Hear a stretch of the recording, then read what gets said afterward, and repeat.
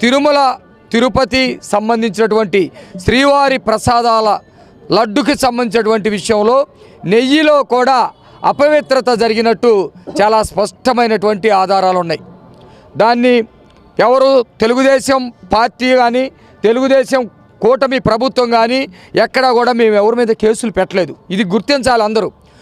సుప్రీంకోర్టులో భక్తులు కేసులు వేస్తే సుప్రీంకోర్టు సిబిఐకి కేసు అప్పచెప్పింది. ఆంధ్రప్రదేశ్ ప్రభుత్వానికి మీరు సిట్టును ఏర్పాటు చేయండి అని చెప్పేసి మాకు సుప్రీంకోర్టు ఆదేశాలు జారీ చేసింది.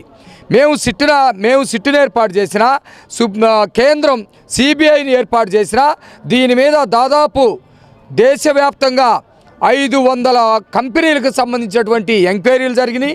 40 మందిని విచారణ చేశారు. అనేకమైనటువంటి అరెస్టులు కూడా జరిగినటువంటి నేపథ్యం ఉంది.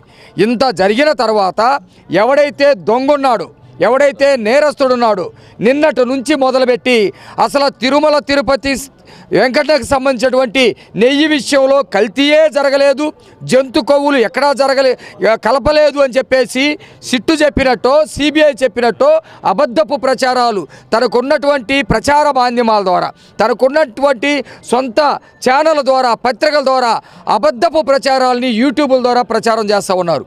నేను సూటిగా స్పష్టంగా అడుగుతూ ఉన్నాను, మీకు సిట్టు రిపోర్టు వచ్చిందా? మీకు సిబిఐ రిపోర్టు వచ్చిందా? ఎక్కడా రానప్పుడు మీరు ఏమి కలవలేదని ఎట్లా చెప్పగలుగుతారు? సిట్టు రిపోర్ట్లో ప్రాథమికంగా ఇచ్చినటువంటి రిపోర్టు ప్రకారం ఏం చెబుతుందంటే అనేకమైనటువంటి రసాయనాలు కలిసినాయి అని చెప్పి చెబుతున్నారు. అంటే ఒక మనిషిని గొడ్డలతో చంపారు, అట్లాగే కత్తులతో పొడిచారు, చిత్రహింసలకు గురి చేశారు. కోర్టులు కానీ లేకపోతే సాక్షులు కానీ అనేక చిత్రహింసలకు గురి చేసి మనిషిని చంపేశారు అని చెబితే దానిలో ఒక పాయింట్ తీసి గొడ్డలతో నరకలేదు అని చెప్పేసి ప్రచారం చేసినట్టుగా, అట్లా వాళ్ళ బాబాయిని గొడ్డలతో నరకలేదని ప్రచారం చేసినట్టుగా ఇప్పుడు కల్తీయే జరగలేదు అని చెప్పేసి చెబుతూ ఉన్నాడు.